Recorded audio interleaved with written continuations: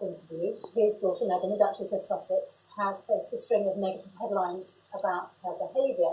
She's also announced, of course, that she is pregnant. Thomas Markle now joins us live, and it's just again in his only second ever broadcast interview. Thomas, good morning to you. Good morning. Good morning. Thank you for having me. Since we last spoke to you, Thomas, nothing's really changed in terms of your relationship with Meghan, in that you've had no contact whatsoever. As her father, how do you feel about this ongoing rift? Because from the outside, it just feels so incredibly sad. Well, I'm very disappointed by it. I'm not sure why it's happening, and I'm waiting. I'm reaching out. I've been trying to reach out for several weeks. Every day I try to text her. I just haven't received any comment back. So Piers mentions that there hasn't been any contact. The fact of the matter is that there has been contact from your side, hasn't there? You say that you've texted her. How often do you text her? What do you say in the text messages? I just keep asking to respond back to me, and I haven't got any response back. It does seem extraordinary, Thomas. I have sent a letter as well. I mean, what seems extraordinary is you've still never met Prince Harry, right? The man who married your daughter, right? That's correct. I mean, if they're watching this, they might well be watching this because we promoted that you were appearing on here. It's heading to Christmas. You always had a very loving, close relationship with your daughter. She met Prince Harry. She disappeared into the royal system. That's the last, really, you've seen of her. What is your message to her and to Prince Harry, if they're watching? Well, I love you very much. You're my daughter, and I really like to hear from you. Whatever differences or problems we have, that we should be able to work them out with family. So please reach out to me. Have you heard from anybody? I mean, have you heard from Meghan's mother? Do you ever speak to her about this situation? No. So you've just been completely cut off, ghosted? Ghosted like you, yes. Well, yeah, I mean, I've talked about this on air, but I had I obviously had nothing like the relationship you had with Meghan, but I thought they were quite good friends, and then literally never heard from her again from the moment she met Harry. And there is a little bit of a pattern, sadly, where you look back through her life of her just jettisoning people that appear to be no longer of any importance to her. I mean, is that a character trait of hers? And what do you feel about the fact that it's now turned on you? Well, that's really not a character trait of hers, and she's always been very polite and a very good.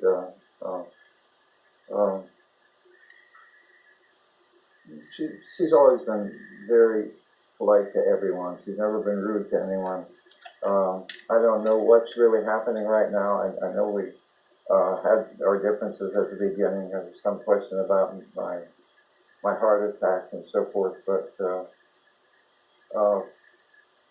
the unfortunate thing about my daughter and Harry is that they believe everything they read in the papers. And for the first year, they were telling me never believe those things. But now they're believing it and thinking I'm saying a lot of things that I'm not saying.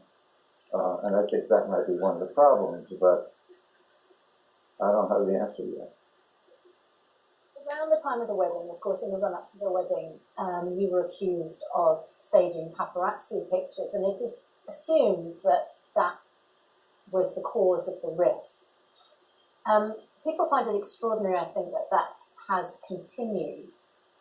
Have you tried to make amends to them for that? Do you feel that for that incident, I've apologized 100 times for that. I don't feel that that's worthy of being shunned or ghosted. That's ridiculous. So what do you think then? If you think you've apologised, that should be accepted, why do you think that there is this persistent, ongoing rejection of your attempts to make amends? The only thing I can actually think of is that they're reading all over the thing in the trades and all the tabloids. And people are saying I'm saying, and I've only done 5 interviews, and out of those interviews, hundreds of other people come and they get a story and they give a story and they say I've said these things. I haven't said so many things, but they're believing it, and apparently that's why I'm being shunned or ghosted out here. Thomas, what's the things that you have said, do you think, or what are the things that are claimed that you have said that you think they believe? I don't know. I read comments every day. People send them to me that these are things I've apparently said, and I can't give you a particular quote right now. It's just some people are always letting me know that I'm still talking, and we talked about this last week, and it was a matter of why does he continue to keep talking? If he just shut up, they would talk to me. Well, I've been quiet for 6 months, and no one's returned anything back to me. No one said a word to me. I'm confused by it. You know, Thomas, when I met Megan in London for a nice drink, and we got on very well, and I liked her very much, and she was all the qualities that I know that you know that she has, but she talked very fondly about you, you know, and very, very quickly after she met Harry and everything else, everything seemed to change. And you're now just being completely frozen out, which I feel really sad for you for. And I think that you've just been, you know, to be honest with you, a little bit of a rabbit trapped in headlights with the media attention, left to your own devices, not really helped in any way, whilst Meghan has been in the palace and has all the palace courtiers and staff and everything, and press officers to help with all the media attention. You've got nothing.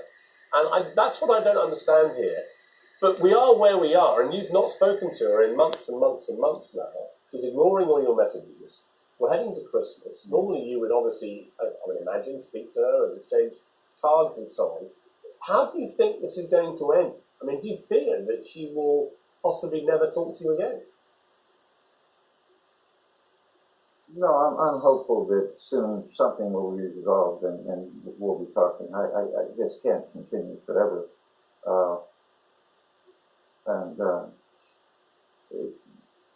People are saying I should be quiet about this and not speak. If I don't speak, they'll be speaking. But they will speak to me. That hasn't happened. I don't plan to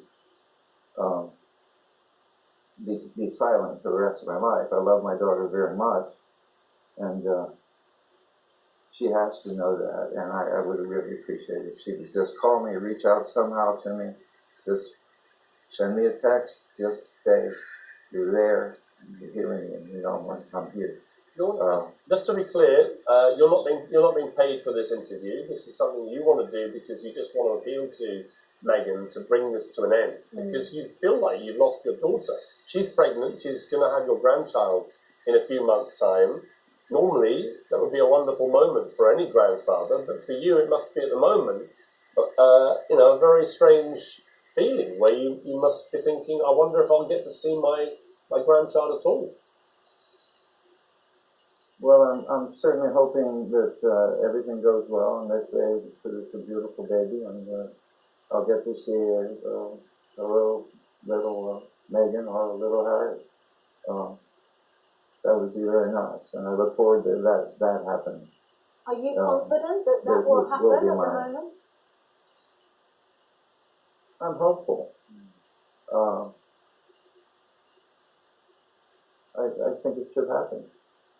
It's part of the problem, Thomas. I think she'll make a great mom, and I think maybe things will soften a little bit and we'll connect again.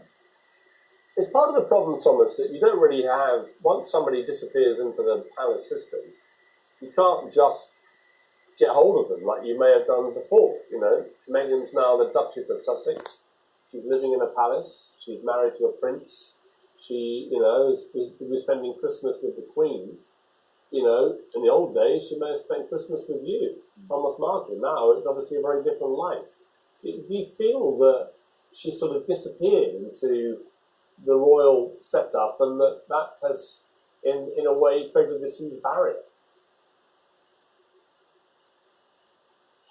Yes, but there has to be a place for me. I'm her father, and I will be the grandfather to the children. So, um, um, all I can say is that I'm here.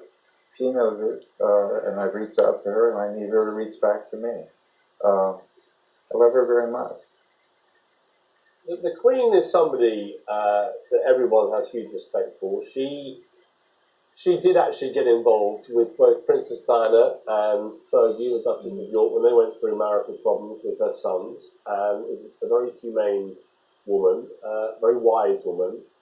And I would imagine the Queen is not unaware of this rift, and will probably be feeling very uncomfortable about it, and would wish it to end.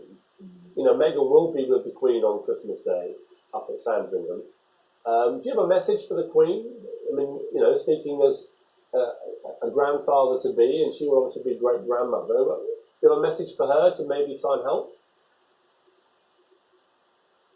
I would appreciate anything she can do, and I would think that she would want to resolve family problems. Uh, all families, royal or otherwise, are the same, and they should all be together, certainly around the holidays. In recent days and weeks, Thomas, there have been a slew of negative stories about Meghan. It's been quite uncomfortable to read, actually, because she's pregnant, she's going through a time when she should be able to relax and enjoy what's coming up. What have they been like for you to read these stories about? I don't really believe them. I think they're gossip. And I don't really believe them. Megan's always been a very polite girl, and she's never been rude to anyone, to my knowledge. And it must be hard She was raised on Hollywood stages and learned to respect the crew and learned to respect everyone. And I just can't see her being rude to anybody. It's not her. Does she have a streak in her, Thomas, of, I called it social climbing a little bit. I don't mean to be too hard on her. She's been herself propelled into a very extraordinary world, but I just got a sense that, she has unfortunately got a slight tendency that if you're no longer that important to her and she finds something a little bit more important or wants to protect something more important, she doesn't hesitate to cut people out.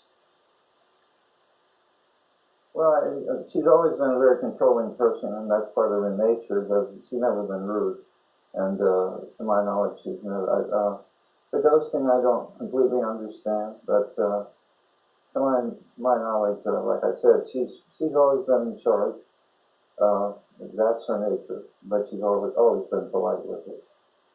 When you see Thomas, you brought this girl up, with her mother, obviously, you were separated, you brought her up, and you spent a lot of time with Meghan. She posted very intimate, loving notes to you on her Instagram, just months before she met Harry. So there was no doubt that right to the point she met Prince Harry, she had a lot of love and affection for you. As a father myself, it would be utterly heartbreaking for me if any of my children just suddenly didn't talk to me again, whatever the circumstances. And I know that you've tried everything, and I know you see this interview today as just another attempt to try and appeal to her. Of course, she may be watching this going, there's my dad again, on TV, talking about all this. I can't trust it. Well, my daughter, Megan, lived with me from the age of 11, all through middle school and high school, and until she went off to college. We're very close. What happened is what's happening, I'm not sure. I'd love to talk to her about it. Here again, I think it comes back to the fact that so many reporters would pick up on one of the articles I've done and write their own stories and tell lies and say things that I've said that I haven't said. And if they're believing that, that's unfortunate because they've always told me not to believe anything in any of the tabloids. Where will you be on Christmas Day this year, Thomas? Christmas Day, I'll be at the border giving candies and toys to a lot of children that are being neglected around this time of year. And then I'll be with friends, most likely. I mean, there's an irony, isn't there, to the fact that you'll be helping neglected people at a time when I know that you feel that you've been not just neglected, but completely frozen out of Megan's life. I mean, you've never had a Christmas where she hasn't sent you a card. I mean, would you just love to just get something from her at this stage? Yes, I would appreciate a card or a phone call or just some sign that she knows I'm here. Have you not even received a Christmas card yet, Thomas? No, I have not. It's very sad, this, Thomas. You know, I've defended you a lot to people because, you know, people have views about you, as you know. But I say, look, this guy had no preparation for the whirlwind of attention that was coming your way when Meghan met Prince Harry. I think you were thrown to the wolves to a large degree. Whenever I talked to you, you seemed a very decent, normal guy to me. You know, you worked in Hollywood for years. You're used to lots of difficult situations, obviously. But it just feels such a sad thing that we've reached this point where you should be one of the happiest people in the world. You know, your daughter, this beautiful girl, has married her prince. It's a fairy tale. She's having a baby and everything. And yet you can't really enjoy any of this because you're not part of it. I appreciate your kind words, but I'm still hopeful. I really think there's always a possibility, and I think it could come around, and it certainly should. The other thing, she's been through quite a lot, adjusting to what she's been doing and so forth is not an easy task, but she's done quite well in coming along with it. I think she'll reach out in time, and I'm hoping that.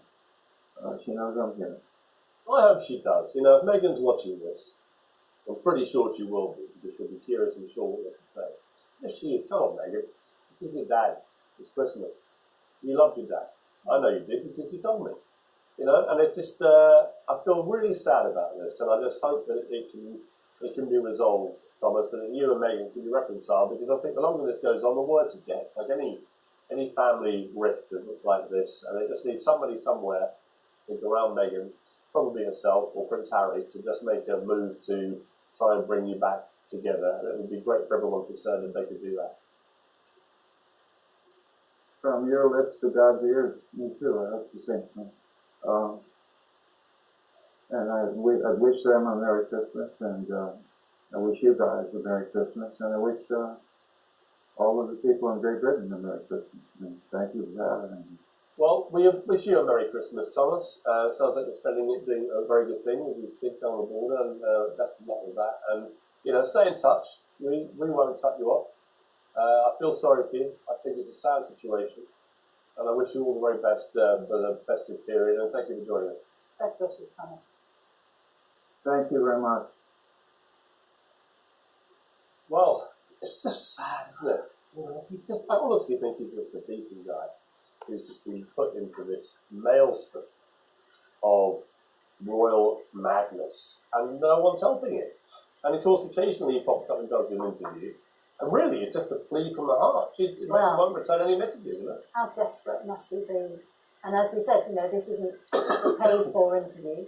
No, not making any money out of this. He's done it because he's texting and isn't getting any response. She clearly loves her father, and that can't have come to an end. You know, I mean, obviously the paparazzi shots and all of the kerfuffle in the run-up to the wedding was a problem. But he has apologised, as he says, you know, hundreds of times. It's Christmas. She's about to become a mum. And I think now is probably the time where a reconciliation... You know who would resolve this, I suspect, if she's still with us? Princess Diana would have resolved it. She'd have told Harry, come on, get on the plane, go and see the guy. You know, it's time.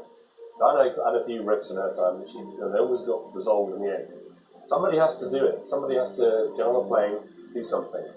Pick the phone up. Life's too short, Meghan. Harry, life's too short. This guy is on his own out there. Come on. Do the right thing. It is, of course, to 8. There's lots more stuff to come on the programme. You're watching Good Morning Britain on ITV.